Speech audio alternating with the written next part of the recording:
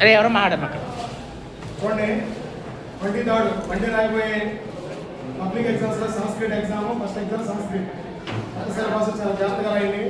ముఖ్యంగా మనం మీరు నేర్చుకున్నటువంటి ఈ సంవత్సరం అంతా కూడా చాలా కష్టపడి నేర్చుకున్నాం. మీ కష్టం అంతా కూడా వృధా కాకుండా ఉండాలంటే మనం నేర్చుకున్న దాన్ని ఎలా ప్రజెంట్ చేసామనేది మెయిన్ అనమాట. పేపర్ ప్రజెంటేషన్ చాలా ఇంపార్టెంట్. అర్థమైనా అంటే మన పేపర్ మన ప్రజెంటేషన్ పెట్టే ఎగ్జామ్ యొక్క మూమెంట్ ఉంటుంది అనమాట. చూడండి ఇక్కడ మీకు బుక్లెట్ ఇలా ఉంటుంది స్టార్టింగ్. ఈ స్టార్టింగ్ నుంచే మీరు ఫస్ట్ పేజ్ నుంచి స్టార్ట్ చేయాలి. ఇప్పుడు మీరు క్వశ్చన్ నెంబర్ 1 వచ్చేప్పటికేంటి filling the poem and meaning ఇలా చక్కగా నీట్గా ఈ ఫస్ట్ రోమ్లో ఈ పేజీలో ఇలా ఫిల్లింగ్ ద పోయం అంటే పోయం 4 లైన్స్గా రాయండి, లైన్ బై లైన్ గ్యాప్ ఉంచండి. మీనింగ్ తెలుగులో అయినా సరే ఇంగ్లీష్ అయినా సరే ఇలా రాయొచ్చు మీరు. ఓకేనా? ఇది ఫస్ట్ రోమ్, ఇది రాసే విధానం. ఓకేనా? నెక్స్ట్ తర్వాత 1కి కంటిన్యూషన్ ఏంటిరా 4. ఫోర్త్ రోమన్ చూడండి ఒకసారి. యాక్చువల్గా మనం ఈ రోమన్ మనం చాయిస్ రాయొచ్చు. మొత్తం మనకి 4th రోమన్లో మొత్తం 6 క్వశ్చన్లు ఇస్తాడు.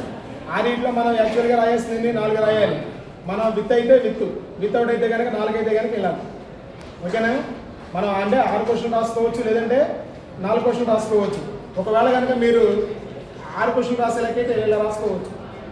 మొత్తం విత్ చాయిస్తో మొత్తం కంప్లీట్గా 6 క్వశ్చన్ రాసే లెక్కైతే వెళ్ళాలి. లేదు వితౌట్ అయితే కనుక 4 క్వశ్చన్స్ రాసే లెక్కైతే వెళ్ళాలి.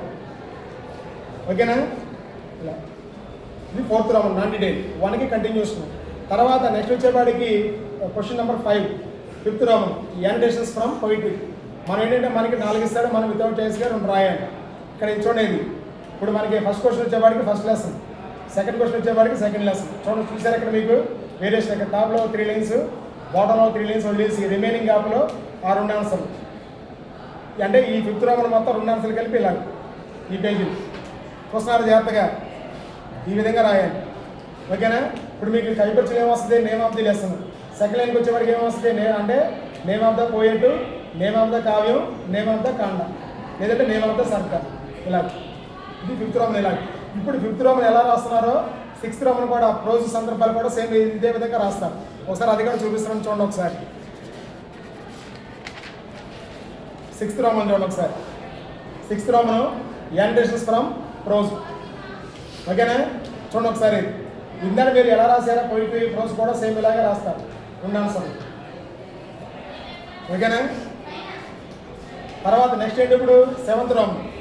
7th రౌండ్ వచ్చేవాడికి మీకు పోయిట్రీ 2 మార్క్ క్వశ్చన్స్. మొత్తం ఇక్కడ ఈ రోమంలో మీకు ఎన్ని క్వశ్చన్ ఇస్తాడు? 6 ఇస్తాడు. వితౌట్ చాయిస్కి మీరు ఎన్ని రాయాలి? 3 క్వశ్చన్ రాయాలి. కానీ మనం 4 రాయొచ్చు, 1 క్వశ్చన్ చాయిస్ రాయొచ్చు. మీరు అంటే అక్కడ మెన్షన్ చేయవలసిన చాయిస్ అని ఎగ్జామ్లకు తెలుసు. మీరు విత్ రాశారా వితౌట్ రాశారా అని చెప్పేసి. మనం 4 క్వశ్చన్ రాసింది దాని అర్థం ఏంటి? మనం చాయిస్ రాసామని అర్థం అనమాట. ఇక్కడ మీరు 4వ క్వశ్చన్ దగ్గర చాయిస్ అని పెట్టవసరం. రాయాల్సిన 3 కాబట్టి మనం 4 రాయొచ్చు, చాయిస్ రాయొచ్చు. 4 క్వశ్చన్ అయితే ఇలా వెళ్ళాలి. ఈ రోమన్ ఈ పేజీలో వెళ్ళాలి. ఓకేనా? నెక్స్ట్ తర్వాత 8th రౌండ్. 8th రౌండ్ వచ్చేపాటికి ప్రోస్ 2 మార్క్. సేమ్ మనం ఇందాక ఎలా రాసామో 7th రౌండ్ 8th రౌండ్ కూడా అలాగే. ఇది కూడా మనం 1 క్వశ్చన్ చాయిస్ రాయొచ్చు. లేదు ఇంకా రాయొచ్చు అనుకుంటే కనుక కంప్లీట్గా 6 క్వశ్చన్ రాసుకోవచ్చు విత్ చాయిస్తో. ఓకేనా? నెక్స్ట్ తర్వాత దీనికి వచ్చే నెక్స్ట్ క్వశ్చన్ వచ్చేవాడికి 9th రౌండ్ లెటర్ రైటింగ్. ముఖ్యంగా మనం ఏ పేజీలో స్టార్ట్ చేసామో ఎండింగ్ కూడా అదే పేజీలో ఉండాలి. తర్వాత మనకి మ్యాటర్లో మనకి 2 పారాస్ వస్తాయి. తర్వాత మనకు వచ్చేవాడికి అంటే ఇక్కడ మనకి ఫస్ట్ పారా రాస్తాం. మనం ఆల్రెడీ ఇప్పుడు ఈ రోమన్ సంబంధించి మనం 3వ లెటర్ 4వ లెటర్ నేర్చుకుంటాం. 3వ లెటర్ ఏమో ఫేవర్ సంబంధించి, 4th లెటర్ ఏమో సిస్టర్ మ్యారేజ్. ఈ 2 లెటర్లో వితౌట్ చేసిన 1 లెటర్ వస్తుంది. దీంట్లో మనం ఇప్పుడు ఏం చేస్తాం? ఇప్పుడు మనం రెండింటికి కూడా సెకండ్ పారా కామన్. సెకండ్ పారా వచ్చేవాడికి 2 అంటే 2 లెటర్లు కూడా కామన్. మీరు ఏం చేస్తారంటే ఫస్ట్ పారా అయిన తర్వాత ఒక లైన్ గ్యాప్ నుంచి సెకండ్ పారా రాయండి. చూసారు ఇలాగ పేజీలో అంటే ఏ పేజీలో స్టార్ట్ చేసామో ఇంటికి కూడా అదే పేజీలో ఉండాలి. నెక్స్ట్ పేజీలో రాయకూడదు. ఇది ఈ రోమన్ విషయంలో చాలా కేర్ఫుల్గా ఉండాలి. అర్థమైనా? నెక్స్ట్ పైన ఇది టాపిక్ రాయండి. క్వశ్చన్ ఇస్తారు కదా, క్వశ్చన్ మనకి టాపిక్ ఇస్తాడు. జ్వరార్థస్య విరామగ్రహణాయ అభ్యర్థన పత్రమా, లేదంటే సోదర్య వివాహార్థం విరామగ్రహణాయ అభ్యర్థన పత్రమా. ఏదైతే మీ క్వశ్చన్ పేపర్లో మీరు రాయబోయే క్వశ్చన్ ఉందో ఆ టాపికే మీరు ఇక్కడ రాయండి, మెన్షన్ చేయండి. ఓకేనా? ఇది నెక్స్ట్ దీని కంటిన్యూషన్ ఏంటి మనకి ఇప్పుడు శబ్దాలు. శబ్దాలు చూడండి ఇక్కడ. శబ్దాలు వచ్చేవాడికి మనకి 10th రోమన్. 10th రోమన్ వచ్చేవాడికి మనం 2 శబ్దాలు రాయాల్సి ఉంటుంది. 2 శబ్దాలు రాయాలి ఇక్కడ. పేజీకి ఒక శబ్దం అన్నమాట. ఇలా అంటే ఇక్కడ వేరియేషన్ చూసారు మీరు. ఫస్ట్ అంతము లింగం కంపల్సరీగా రాయాలి. శబ్దం పేరు ఏ అంతం ఏ లింగం రాయాలి. ఆ శబ్దం పేరు రాయాలి. దానికి ఒక మార్పు ఉంటుంది స్కీమ్ ఆఫ్ ఎలక్షన్ ప్రకారం. విభక్తి పేరు ఫుల్ ఫామ్ రాయాలి. వచనాల పేరు ఫుల్ ఫామ్ రాయాలి. ఇదంతా మీరు బ్లాక్ పెన్తో రాయండి. తర్వాత మీకు శబ్దం అంటే మీకు ప్రథమ వ్యక్తి ఏకవచనం నుంచి అంటే సప్తమి బహువచనం వరకు 24 ఫామ్స్ వస్తాయి. అదంతా కూడా బ్లాక్ పెన్తో రాయండి. అదంతా కూడా బ్లూ పెన్. రిమైనింగ్ ఇవన్నీ కూడా పేర్లు ఉన్నాయి కదా, విభక్తి పేర్లు వచనాల పేర్లు, అవన్నీ కూడా బ్లాక్ పెన్. తర్వాత 24 ఫామ్స్ అన్నీ కూడా బ్లూ పెన్తో రాయండి. ఇదే విధంగా మీరు 2 శబ్దాలు రాయాల్సి ఉంటుంది వితౌట్ చాయిస్గా. 10th రోమన్లో పేజ్కో శబ్దం ఒకటి, తర్వాత 2వ శబ్దం ఇలా. టైప్ ఉందనుకో దీనికి అవసరమైతే దీనికి చక్కగా బార్డర్ సెట్టింగ్ చేస్తారనమాట. ఓకేనా. Next 11th Roman. 11th Roman వచ్చేవాడికి ధాతువులు. దీన్నే మనం ఇంగ్లీష్లో కంజుగేషన్స్ అంటాం. యాక్చువల్గా మనకి 4 ధాతువులు ఇస్తాడు. మనం వితౌట్ చాయిస్గా 2 రాయాలి. కానీ మనం ఒక మోడల్ ఎంచుకున్నాం, దాంట్లో అదే మోడల్లో మనం 3 రాయొచ్చు. 3 ధాతువులు రాయొచ్చు. దీనికి కూడా మనం ఏం రాయాలి?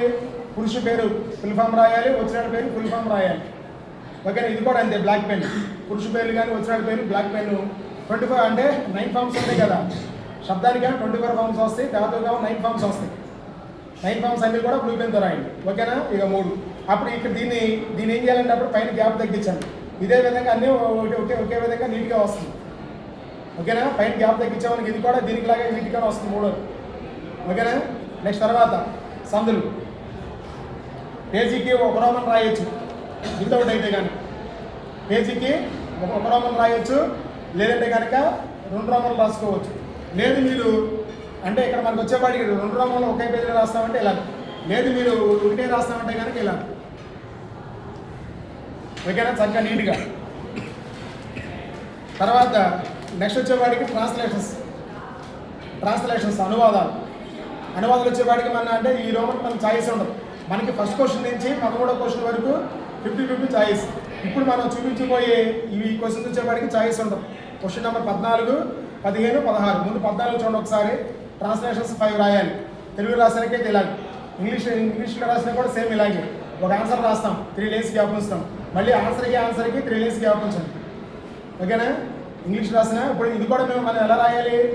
ఎస్ఏలు కనుక మనం తెలుగు రాసామనుకో ట్రాన్స్లేషన్ తెలుగు రాయాలి. ఎస్ఏలు కనుక ఇంగ్లీష్ రాస్తున్నాం అనుకో ట్రాన్స్లేషన్ ఇంగ్లీష్ ఉండాలి, ఒకే మీడియం ఉండాలి.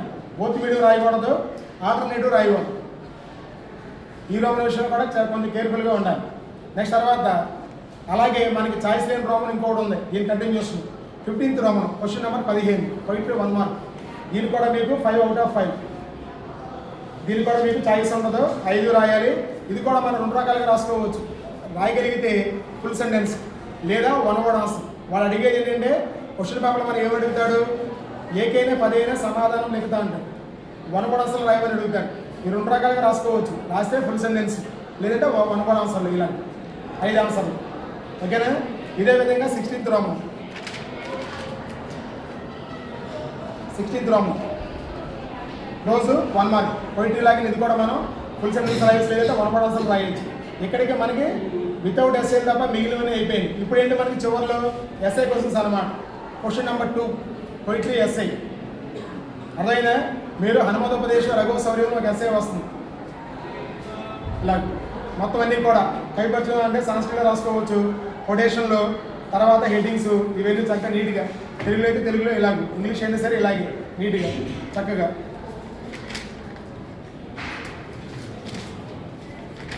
ఇవన్నీ చూడండి ఇలా కనుక మీరు 3 పేజీలు రాయాలి, మినిమం 3 పేజెస్ రాయాలి. ఇలా రాస్తే కనుక మీకు 5.5 అంటే 5.5 కంపల్సరీ. కైపర్చం సంస్కృతిలో ఉండాలి, తర్వాత కొటేషన్స్ ఉండాలి, హెడ్డింగ్స్ ఉండాలి, సైడ్ హెడ్డింగ్స్ ఉండాలి. ఓకేనా. ఇదే విధంగా మీరు 3rd రోమన్ కూడా రాస్తారు రోజు ఎస్ఐ క్వశ్చన్ కూడా. మీరు పేరాకి ఒక లైన్ గ్యాప్ ఇస్తారు. పేరా బై పేరా ఒక లైన్ గ్యాప్.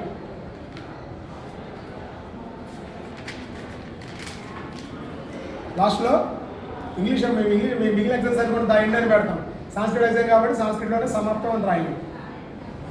ఓకేనా. ఇక్కడికి ఇది పేపర్ ప్రజెంటేషన్.